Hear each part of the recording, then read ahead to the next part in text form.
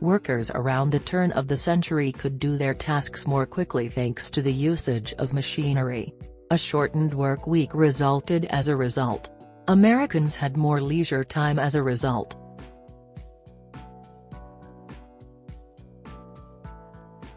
Americans used that time in novel ways. Amusement park excursions were popular among city dwellers.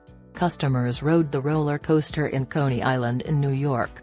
Riders were enthralled by the first Ferris wheel at the World's Columbian Exposition in Chicago in 1893. New types of entertainment were well received.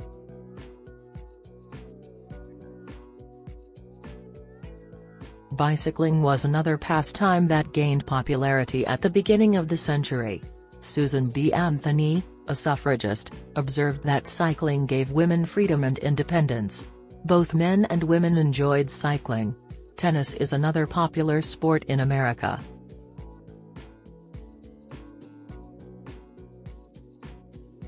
Numerous snack food varieties also gained popularity. Americans started drinking Coca-Cola and eating branded foods like Hershey's chocolate bars.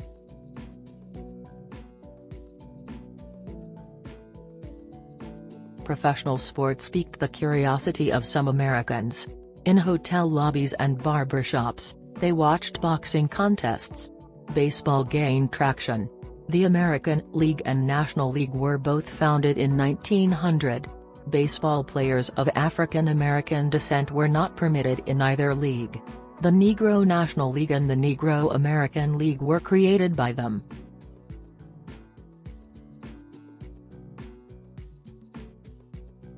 People's interest in cultural activities increased as education increased and more people acquired the ability to read.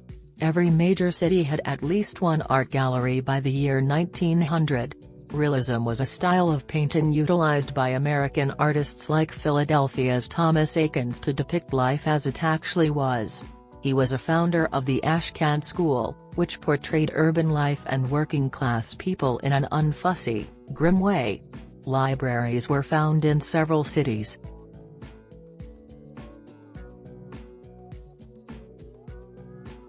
With all the occurrences, including industrialization, immigration, and new technology, philosophers moved to the pragmatic school of thinking. The actual application of a theory, idea, or innovation determined its value. Problem-solving was on people's minds. These principles would eventually affect the government.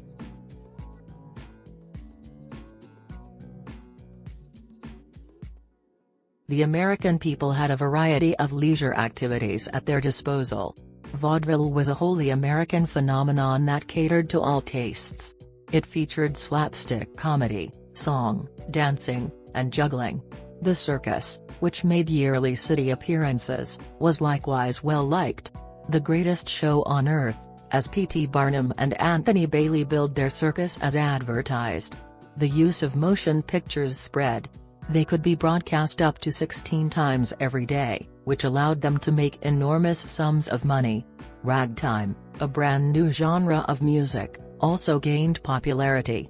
It combined European musical styles with African American spirituals. It would eventually give rise to rock and roll, jazz, and rhythm and blues. The song gained popularity thanks in part to phonograph records and sheet music.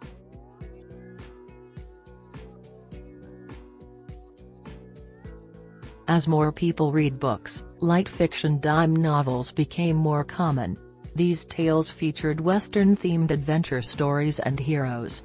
However, some authors created characters who were less polished than upper-class men and women because some readers demanded a more genuine depiction of American society. The Adventures of Huckleberry Finn was written by Samuel Langhorne Clemens, a comedian and novelist, under the pen name Mark Twain. It went on to become a literary classic in America. American libraries and art galleries occasionally succeeded in improving public taste. High culture didn't appeal to many Americans. The majority of the cultural institutions under white ownership forbade entry to African Americans and others.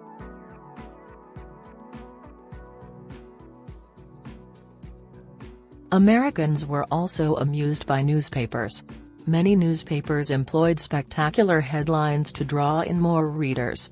The headline "The Valley of Death" was used by a Pennsylvania newspaper in 1889 to start an article about the horrors of a flood in Johnstown, Pennsylvania.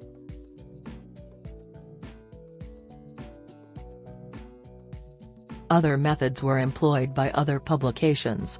The New York World's publisher, Joseph Pulitzer, established a sizable Sunday edition.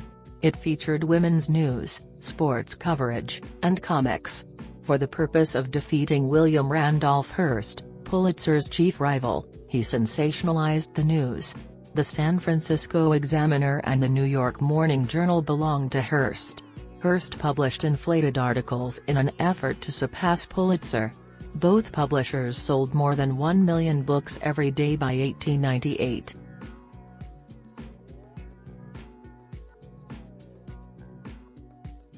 Americans started to alter their shopping habits at the turn of the century. Shopping centers appeared as cities expanded.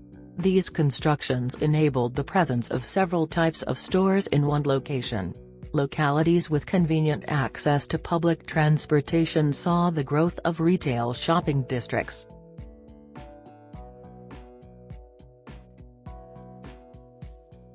Department stores were typically present in these shopping centers.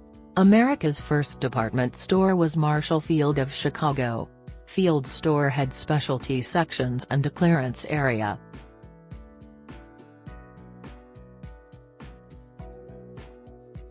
In the late 1800s, chain stores, which are collections of businesses that sell the same goods and are owned by the same person, also emerged.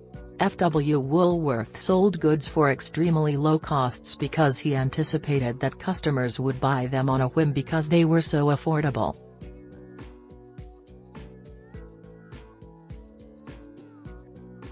Advertising grew in popularity alongside the growth of shopping.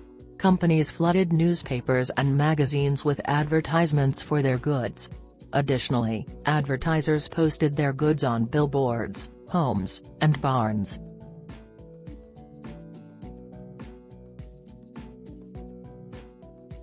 Mail-order catalogs were first introduced by Montgomery Ward and Sears Roebuck in the late 1800s. Small-town residents may purchase products from department stores thanks to these catalogs. A description of each company's products may be found in its catalog. Around 10 million Americans were mail-order shoppers by 1910.